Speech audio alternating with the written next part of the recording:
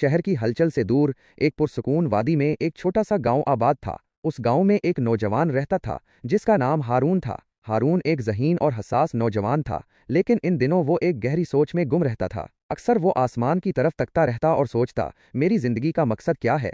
खुदा ने मुझे इस दुनिया में क्यों भेजा है? मुझे क्या करना चाहिए? ये सवालात इसके दिल में एक बेचैनी पैदा करते थे। वो अपने इर्द गिर्द लोगों को देखता, किसी को खेतों में काम करते, किसी को तिजारत करते, किसी को इबादत में मशगूल पाता, लेकिन उसे ऐसा महसूस होता जैसे उन सब के पास कोई वाज़े मकसद हो और वो खुद अभी तक इस तलाश में भटक रहा हो। एक दिन हारून गांव के बुजुर्ग दाना बाबा के पास गया। दाना बाबा एक तजुर्बाकार और साहिबा इल्म शख्स थे जिनकी बातों में हिकमत टपकती थी। हारून ने अपना दिल खोलकर उनके सामने रख दिया, अपनी उलझन और अपनी तलाश के बारे में बताया। दाना बाबा ने हारून की बात गौर से सुनी और फिर मुस्कुराकर कहा, प्यारे हारून, जिंदगी का मकसद कोई ऐसी चीज नहीं जो तुम्हें कहीं बाहर से मिल जाए, ये तो तुम्हारे अंदर ही पोशीदा है। हारून हैरान हुआ और पूछा, मेरे अंदर? लेकिन मुझे तो कुछ दिखाई नहीं देता। दाना बाबा ने जवाब दिया, तुम एक पौधा देखो, जब वो छोटा सा बीज होता है तो क्या तुम उसमें एक बड़ा दरख्त देख सकते हो? नहीं ना, लेकिन इस बीज के अंदर ही एक तनावर दरख्त बनने की सलाहियत मौजूद होती है। वक्त गुजरने के साथ मुनासिब देखभाल और माहौल मिलने पर वो बीज फलता फूलता है और एक मजबूत दरख्त बन जाता है।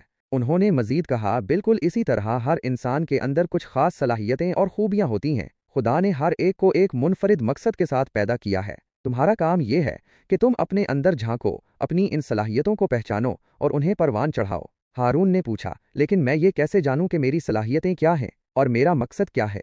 दाना बाबा ने नरमी से कहा, तलाश करो मेरे बेटे, तलाश करो। अपनी दिलचस्पियों को देखो, उन कामों को पहचानो जिनमें तुम्हें सुकून मिलता है, जिन्हें करते वक्त तुम्हें खुशी महसूस होती है। लोगों की मदद करो, उनके दुख दर्द में शरीक हो और देखो कि तुम्हारा दिल किस काम में लगता है। यही वो रास्ते हैं जो तुम्हें तुम्हारे मकसद की तरफ ले जाएंगे। उन्होंने एक और मिसाल दी, दरिया को देखो, वो एक छोटी सी झील से निकलता है और अपना रास्ता बनाता हुआ समंदर की तरफ रवां दवा रहता है। रास्ते में उसे कई रुकावटें मिलती हैं, कभी पत्थर आते हैं, कभी नशेबो फराज, लेकिन वो कभी हार नहीं मानता। वो मुसलसल बहता रहता है और आखिरकार अपने मकसद तक पहुंच जाता है। तुम्हारी जिंदगी भी एक दरिया की मानिंद है, उसमें भी नशेबो फराज आएंगे, मुश्किलात आएंगी, लेकिन तुम्हें हिम्मत नहीं हारनी चाहिए। अपनी कोशिश जारी रखनी चाहिए और अपने अंदर मौजूद मकसद को तलाश करते रहना चाहिए। याद रखो, हर छोटी सी नेकी, हर किसी की मदद, हर मुस्बत कदम तुम्हें तुम्हारे मकसद के करीब करता जाएगा। दाना बाबा की बातों ने हारून के दिल पर गहरा असर किया। उसे ऐसा महसूस हुआ जैसे किसी ने उसके दिल में एक रोशन चिराग जला दिया हो। उस दिन के बाद हारून ने अपनी जिंदगी को एक नई नज़र से देखना शुरू किया। उसने गौर करना शुरू किया कि उसे किन चीज़ों में दिलचस्पी है, वो किस तरह दूसरों की मदद कर सकता है और किस काम में उसे हकीकी खुशी मिलती है। वक्त गुजरता गया और हारून ने अपनी सलाहियतों को पहचाना। उसे लोगों की खिदमत करने